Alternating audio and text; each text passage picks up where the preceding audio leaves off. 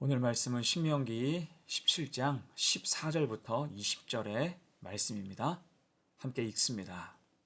네가 네 하나님 여호와께서 네게 주시는 땅에 이르러 그 땅을 차지하고 거주할 때에 만일 우리도 우리 주위의 모든 민족들 같이 우리 위에 왕을 세워야겠다는 생각이 나거든 반드시 네 하나님 여호와께서 택하신 자를 네 위에 왕으로 세울 것이며 내 위에 왕을 세우려면 내 형제 중에서 한 사람을 할 것이요 내 형제 아닌 타국인을 내 위에 세우지 말 것이며 그는 병마를 많이 두지 말 것이요 병마를 많이 얻으려고 그 백성을 애굽으로 돌아가게 하지 말 것이니 이는 여호와께서 너희에게 이르시기를 너희가 이후에는 그 길로 다시 돌아가지 말 것이라 하셨음이며 그에게 아내를 많이 두어 그의 마음이 미혹되게 하지 말 것이며 자기를 위하여 은금을 많이 쌓지 말 것이니라.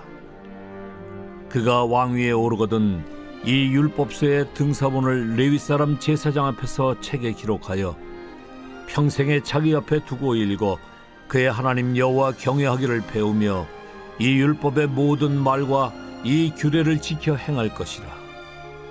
그리하면 그의 마음이 그의 형제 위에 교만하지 아니하고 이 명령에서 떠나 좌로나 우로나 치우치지 아니하리니 이스라엘 중에서 그와 그의 자손이 왕위에 있는 날이 장구하리라.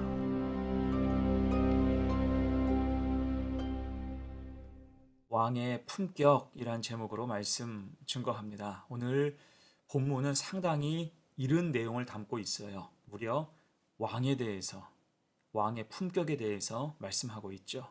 왜 이른 내용일까요? 생각해 보십시오. 아직 가나안에 이르지도 않은 상태였어요. 이스라엘 민족은 아직 정착하지도 않았고 국가가 형성되는 과정에 있는 것도 아니었습니다. 아무도 기대하지 않을 때, 생각하지 않을 때 하나님께서 먼저 말씀하신 거죠. 곧 이것이 역사의 주관자이신 하나님이시라는 거예요. 미리 생각해 주시는 겁니다. 그들이 갈 길을 미리 예정하시고 준비하시는 것과 같아요. 그래서 해 아래 새 것이 없다라는 말은 하나님께 속한 말입니다. 정말 하나님 앞에서는 새 것이 없어요. 전부 준비하시고 때를 따라 섭리하시면서 은혜로 주십니다. 오늘 말씀도 그렇죠. 그 백성은 아직 가나안 땅에 이르지 않았지만 이후에 정착하고 주변과 교류하면서 주변 국가들처럼 왕을 세우기 원한다면 이 말씀을 따라 세우도록 원칙을 허락해 주신 것입니다. 자, 그런데 여기서 하나님이 말씀하시는 왕은 그 성격이 좀 달라요. 세상이 말하는 왕과는 개념부터 다릅니다. 당시 고대 근동의 왕은 일종의 신으로 취급될 정도로 절대 권력을 행사한 전제의 군주였지요. 여기서 절대 권력의 문제는 어제 오늘의 문제만은 아닙니다.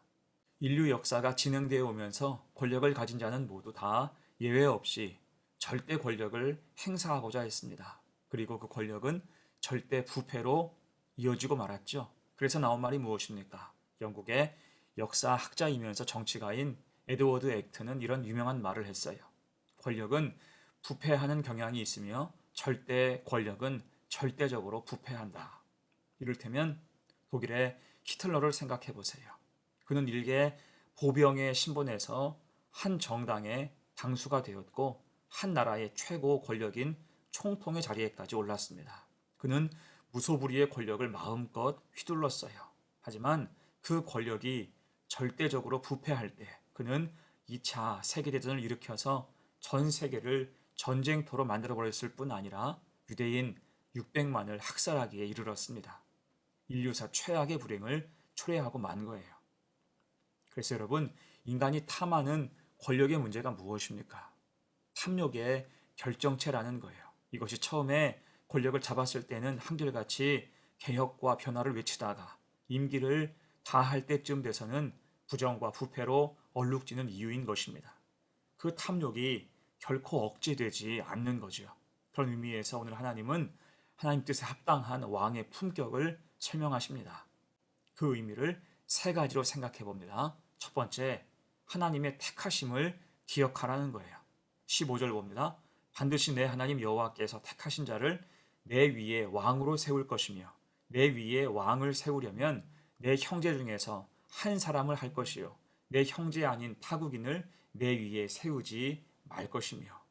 우선 가장 중요한 전제는 하나님의 선택에 있죠. 하나님이 선택하신 사람이 왕이 되어야 한다는 것입니다. 그래서 이스라엘의 초대 왕인 사울도, 2대 왕인 다윗도, 그리고 3대 왕인 솔로몬도 전부 하나님이 주권적으로 선택하셨습니다. 이때 하나님이 택하셨다는 것의 의미가 무엇입니까? 겸손하라는 거예요. 왕이 된 것은 내 능력이 아니라는 거죠. 하나님이 세우신 자리이므로 겸손하고 스스로 얻은 절대 권력으로 알고 변질하지 말라는 거예요. 또한 하나님은 왕을 형제 중에서 세우라, 동족 중에서 세우라고 말씀하십니다. 이는 함부로 권력을 휘두르지 말라는 거예요. 권력의 서열상 신하이고 부하이기 이전에 내 형제이며 동족이라는 것입니다. 그러니까 하나님이 설명하시는 왕은 군림하는 왕이 아니라 섬기는 왕이 되어야 한다는 거죠. 자, 그래서 주님도 이 땅에 어떤 모양으로 오셨습니까? 섬기는 모습, 종의 형상으로 오신 것입니다. 이런 하나님의 뜻을 기억하고 감사하며 우리도 늘 겸손하기를 축복합니다. 아멘. 두 번째예요. 왕의 품격 두 번째, 권세에 취하지 말라는 것입니다. 16절, 17절 보세요. 그는 병마를 많이 두지 말 것이요 병마를 많이 얻으려고 그 백성을 애굽으로 돌아가게 하지 말 것이니 이는 여호와께서 너희에게 이르시기를 너희가 이후에는 그 길로 다시 돌아가지 말 것이라 하셨음이며 그에게 아내를 많이 두어 그의 마음이 미혹되게 하지 말 것이며 자기를 위하여 은금을 많이 쌓지 말 것이니라. 아멘. 이 말씀은 일반적인 왕의 모습을 따라가지 말 것을 당부하는 말씀입니다. 여러분, 세상 왕의 모습을 보면 어떻습니까? 그들은 일반적으로 많은 병마와 아내와 은금을 소유하려고 해요. 왜일까요? 겉으로 드러나는 화려함 때문입니다. 강해 보이고 싶고 절대 권력을 누리는 모습을 자랑하고 싶기 때문이죠. 그래서 군마와 아내와 은금, 이 세 가지는 고대 세계의 절대 권력을 소유한 전제 군주들의 공통적인 모습이었어요. 권력의 표준과도 같았습니다. 하지만 하나님은 이것을 철저히 금하셨지요. 이로 인해서 교만해질 수 있기 때문이고 그 자신이 우상이 되고 완악해져서 결국 그로 인해서 망할 수 있기 때문이에요. 여러분, 솔로몬을 기억해 보세요. 그는 큰 복을 받았죠. 문제는 그러면서 그런 권력에 서서히 취해갔다는 거예요. 이때 열왕기상 10장을 보면 그가 가진 재산을 유추할 수 있어요. 그 시대는 은을 귀하게 여기지 않았고 솔로몬이 사용하는 모든 기물은 전부 금이나 은 혹은 상아로 되어 있었습니다. 또한 그는 애굽에서 말과 병거를 많이 사왔어요.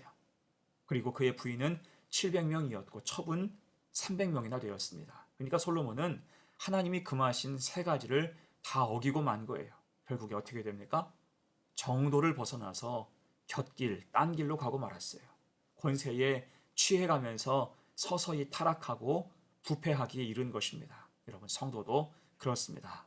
성도가 세상적인 것을 의지하고 자랑하면 그때부터 타락은 서서히 가속하게 됩니다. 이를 기억해서 세상의 가치와 권세가 아니라 하나님의 가치, 은혜와 진리로 살아갈 수 있는 성도가 되시기를 간절히 축복합니다. 아멘. 마지막 세 번째예요. 왕의 품격 세 번째, 하나님을 경외하고 말씀대로 살아야 됩니다. 18절, 19절 보세요. 그가 왕위에 오르거든 이 율법서의 등사본을 레위 사람 제사장 앞에서 책에 기록하여 평생에 자기 옆에 두고 읽어 그의 하나님 여호와 경외하기를 배우며 이 율법의 모든 말과 이 규례를 지켜 행할 것이라. 아멘. 이게 가장 중요한 거죠. 진정한 왕의 품격을 위한 하나님 명령이에요. 곧 왕이나 영적인 지도자는 하나님을 두려워할 줄 알아야 한다는 것입니다.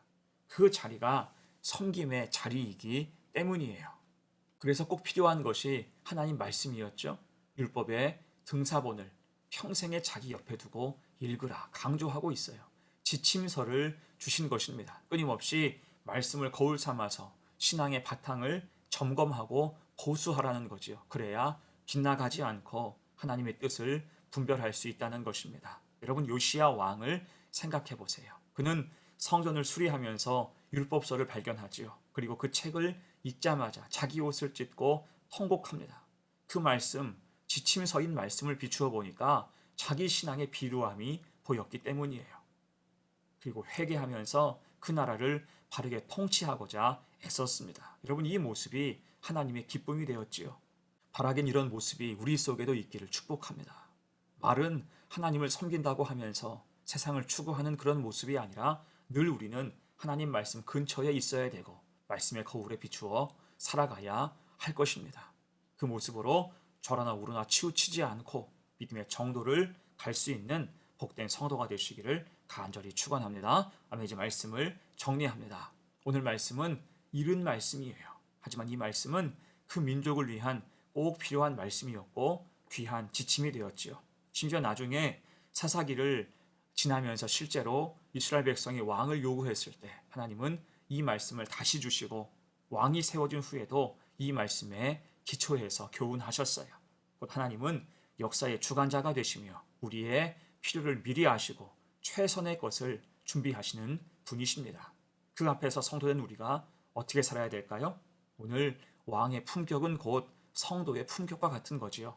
하나님의 택하심을 기억하고 세상에 가치를 두지 않으며 말씀을 가까이 하는 성도로 살아야 할 것입니다. 그럴 때 우리의 삶과 우리 인생길은 하나님이 보장하세요.